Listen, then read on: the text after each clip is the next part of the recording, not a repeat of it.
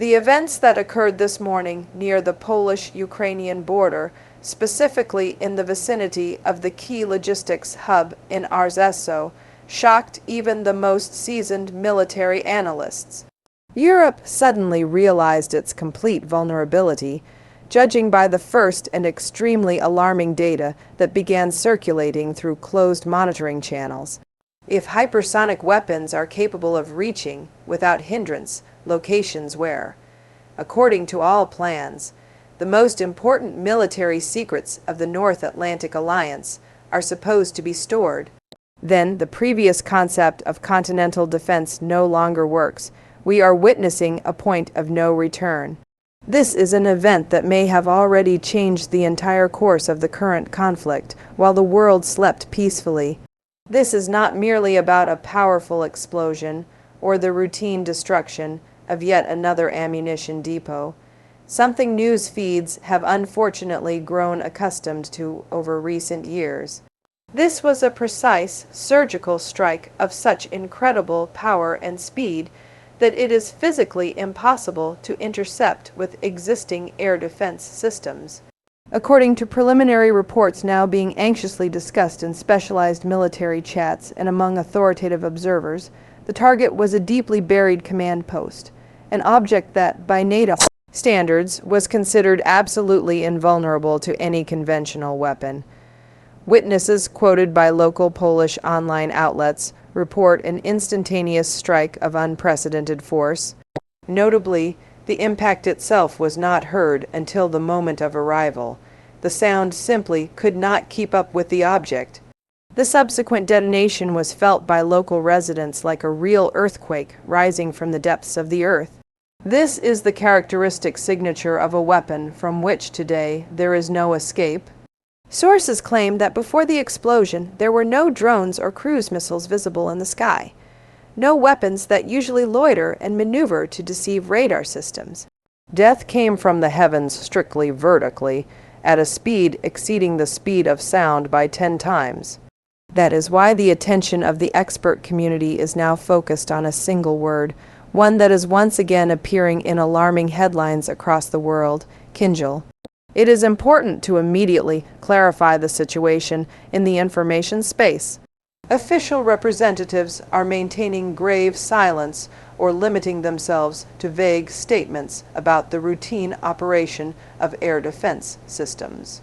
However, insider information paints a very different and much darker picture. Reports suggest that the Russian hypersonic system did not merely penetrate thick concrete hangar walls, but may have destroyed one of the shadow command centers coordinating complex operations across the entire eastern flank. A number of military analysts have already voiced bold assumptions that this marks the beginning of an entirely new phase of global confrontation. If previously mass strikes targeted mainly energy infrastructure or visible logistics, it now appears that the very brains of the opponent's military machine are under attack. The question remains open. Was this a coincidence or a new, cold and calculated strategy by Moscow aimed at destroying decision-making centers? The answer may determine the future of Europe's security. The geography of the strike speaks for itself. Rzeszów and its surrounding areas are the main supply artery, the true heart pumping Western weapons and equipment directly to the front line. But in this context, what lies hidden underground is even more important. Deep subterranean bunkers, protected by meters of reinforced concrete and thick layers of earth, were built over decades as a physical survival guarantee for senior officers and numerous foreign military advisors. If today's reports that this underground city was struck by a single missile are true, this is causing justified panic in the highest offices of Brussels and Washington. Some informed sources claim that the real target was not supply depots, as is often reported, but precisely a secret underground allege. There is a high probability that an important high-level operational meeting was taking place there at the moment of the strike. Immediately afterward, the area of the presumed impact saw anomalous activity by special services, tight military cordons, the arrival of numerous ambulances, and, most suspiciously, the complete and instantaneous shutdown of cellular communications across the entire affected zone. This indirectly but eloquently confirms that the most sensitive nerve center of the command system was hit. Military experts point out a key detail. When an ordinary hangar with equipment is hit, it is often shown in the news to demonstrate the enemy's brutality. But when hypersonic weapons breach a secret bunker, the area is immediately sealed off. Silence is imposed, and all signals are jammed to prevent information leaks. The scenario of war is changing before our eyes, and this morning's strike was a true cold shock for the entire NATO command. Of course, all of this holds true only if the reported data are confirmed. But as the saying goes, there is no smoke without fire, especially when that fire is ignited by a hypersonic missile that literally pierced the earth.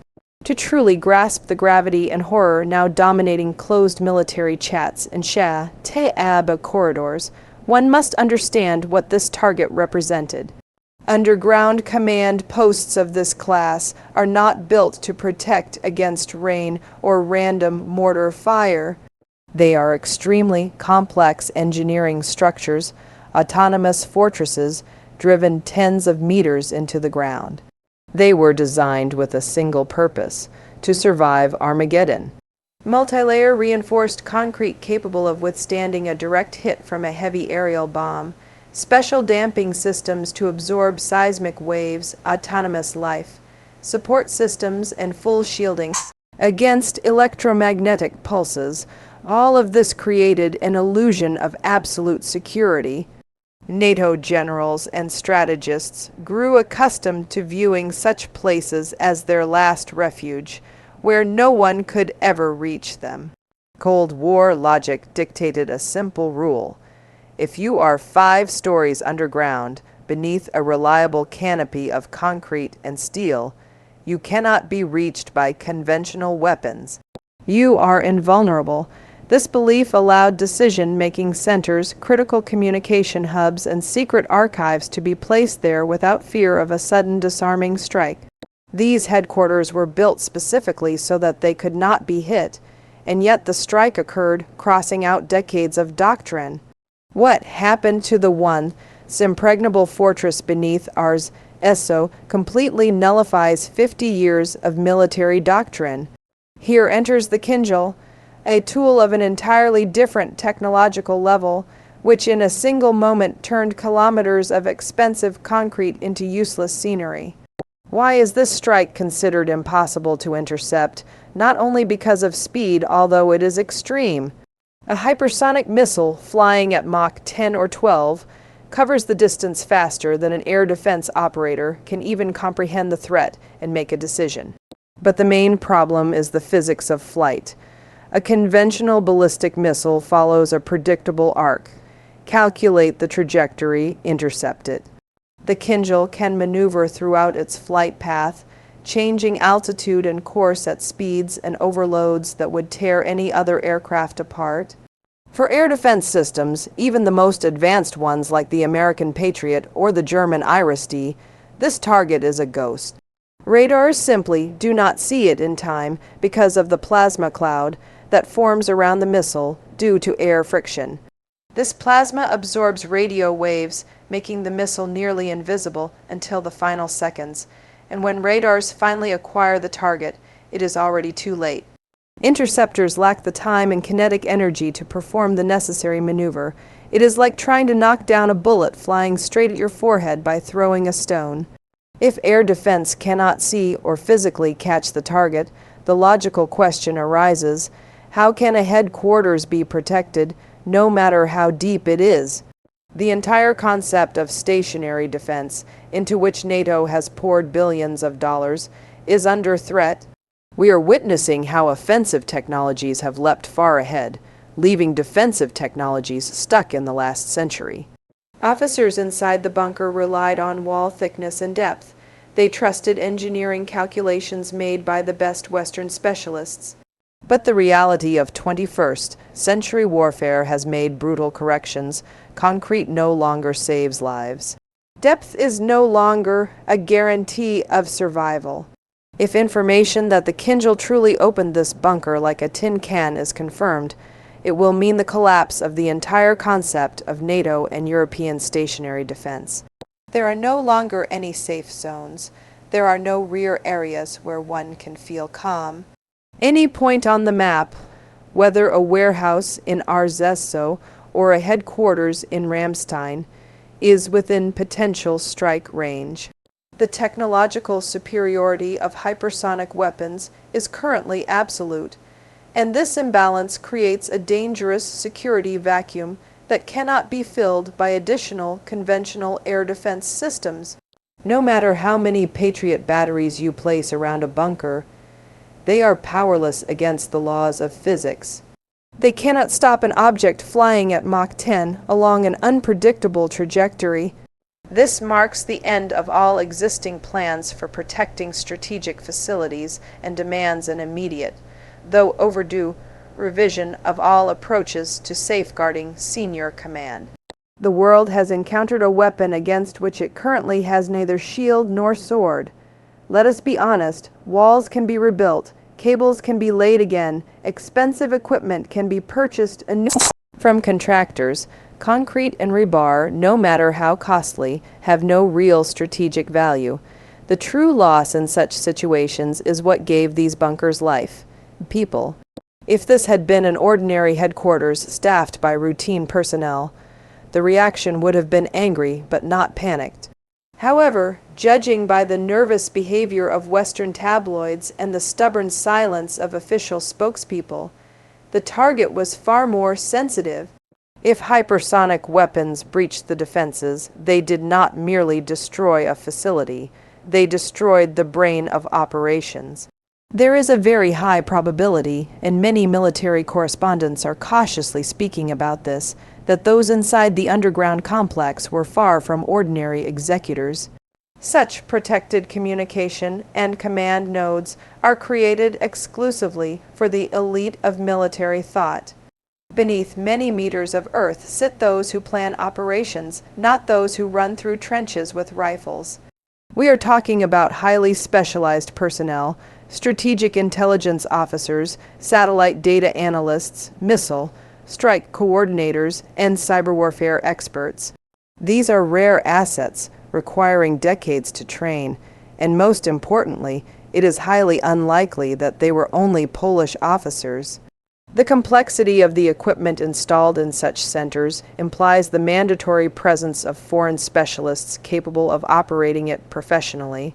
Here we step onto thin ice of assumptions, but the logic of the conflict suggests that such a headquarters ensuring logistics and intelligence at a border junction, would inevitably include so-called advisors from NATO countries. These are liaison officers maintaining direct secure channels with Ramstein Air Base or even the Pentagon. British specialists in planning diversionary operations, French engineers servicing complex radar systems. They are the invisible participants of this war. Officially, they are not there. On paper, they are on leave or attending exercises in other countries. But in reality, they are the architects of military operations. A Kinzhal strike on such a concentration of invisibles turns a local military incident into a geopolitical catastrophe. If higher-ranking NATO officers truly remain under the rubble, the West faces a dead-end situation. Acknowledging their deaths would mean officially confirming direct involvement in the conflict, something Brussels has carefully avoided for years. This would give Moscow legitimate grounds for even harsher actions, potentially including strikes on decision-making centers beyond the current theater of operations. Hiding their deaths is also extremely difficult. When several colonels or generals from different countries suddenly disappear or allegedly die in mysterious car accidents or training helicopter crashes, the truth inevitably surfaces. Intelligence communities will learn what happened, and that truth will be deeply demoralizing. Losing so many top-tier specialists in a single moment is a blow from which recovery is impossible in the short term. It is a loss of expertise, experience, and institutional memory built over years. Alongside the human loss, critically important information was also obliterated. In the first seconds after impact, even before fire engulfed the ruins, servers containing terabytes of classified data were irreversibly destroyed. Minefield maps, weapons supply schedules. Weeks ahead, intercepted communications transcripts, access codes to closed satellite channels. All of this could have turned to ash in an instant. The loss of such a data repository sets operational planning back by weeks, if not months. This is called operational blindness. Field commanders suddenly find themselves without guidance, without instructions, and without an understanding of the broader battlefield picture. The strike on such an object is perceived as a direct and unambiguous challenge to the alliance, a demonstration that Russia not only knows where the puppet masters hide, but also possesses the means to reach them. Imagine the first decisive moments after the impact. When hypersonic death pierces the structure, time is measured not in seconds but in milliseconds. The lights go out instantly. Backup generators, no matter how reliable they appeared on paper, either turn into twisted scrap metal or shut down due to catastrophic damage to the power grid. In confined underground space, the shockwave behaves differently than on the surface, sweeping everything in its path. But the main drama unfolds not in corridors, but in shielded server rooms. Modern warfare is, above all, a war of data. In this bunker, hundreds of invisible threads converged, secure fiber optic lines, direct satellite links with NATO headquarters, encrypted telemetry streams from reconnaissance drones hovering over the front line. A Kinzhal strike acts like a guillotine. It physically severs these channels, creating instant operational deafness and blindness. Massive arrays of critical information, detailed counteroffensive plans, agent network lists, current access codes to unified air defense systems, all stored on physical media, are reduced to silicon dust. Even if a server room was not at the epicenter, violent vibration and pressure spikes destroy delicate electronics beyond recovery. Experts call this decapitation of the information flow. Troops on the front may continue fighting by inertia, but strategic control collapses.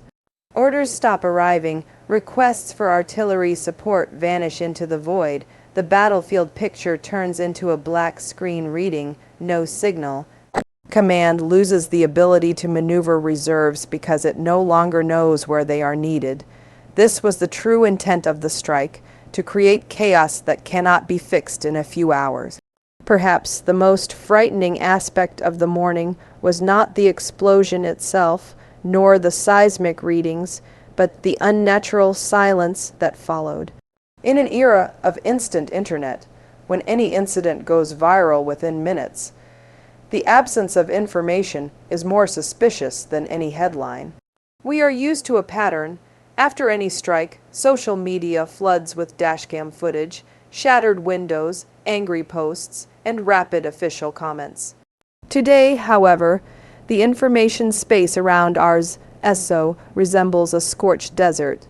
Instead of clear statements, we see confusion and contradiction, clear signs that no prepared narrative existed for such a scenario. Local authorities initially attempted to attribute the event to a technical accident, a claim quickly withdrawn due to its implausibility. Then came the version of planned ammunition disposal, an explanation bordering on mockery. No one conducts disposal at a strategic logistics hub early in the morning without public warning. This frantic search for explanations reveals real panic. When officials contradict themselves, it means they are buying time to fabricate a version that conceals the scale of disaster. We are observing crisis, mode information warfare. Notice how Western media abruptly shift focus away from the explosion near NATO's border. Environmental protests, celebrity scandals, internal EU disputes suddenly dominate headlines. This is information noise, designed to blur attention and prevent uncomfortable questions in Berlin or Paris about why the eastern frontier suddenly became so dangerous. Intelligence has an old rule: analyze not what is shouted, but what is silenced. When a missile misses and hits an empty field, the press mocks it. When civilians suffer, images are broadcast worldwide. But when a strike hits a true strategic target, silence follows. No images of the bunker, because that would reveal its design. No casualty lists, because names may appear that officially are not there. Admitting such a strike would mean admitting vulnerability. We spent billions on defense, yet cannot protect our deepest headquarters. The political cost of such honesty is too high. This hypersonic strike was addressed not only to the battlefield, but directly to Washington, London, and Brussels. It is a message written in the language of force. Your inviolability is over. Western strategists long lived in the comfort of proxy war, supplying weapons and advisors while remaining personally safe behind geography and NATO treaties. The Kinzhal shattered this paradigm. For the first time in decades, planners in the Pentagon and Whitehall felt what psychologists call the loss of a secure rear. Any location where decisions against Russia are made is now within reach. Geography no longer protects. Distance of hundreds or thousands of kilometers is merely minutes of flight time. This fundamentally changes deterrence. The strike on Rzeszów erased the concept of strategic rear. The rear is now just a delayed front. Commanders working under constant threat make mistakes. Fear seeps into decision-making. 3 paths now lie before NATO planners, and none are good. Go deeper underground, decentralize command, or move decision centers far away. Each option has fatal flaws. None restore confidence. Thus we must recognize a frightening fact: global security rules were rewritten in minutes while the missile flew. The strike beneath Rzeszów is not another episode. It is a historical marker dividing before and after. The myth of Western military invulnerability collapsed with the concrete ceilings of that bunker. Hypersonic weapons have proven that no passive defense can stop them. The line between front and rear, between soldier and general, has been erased. The world has entered an era of speed where decision time shrinks to zero. In this new reality, the only true protection is not concrete, but dialogue, so that such missiles never leave their launch platforms. But as long as dialogue is absent, weapons speak, and their arguments are terrifyingly convincing.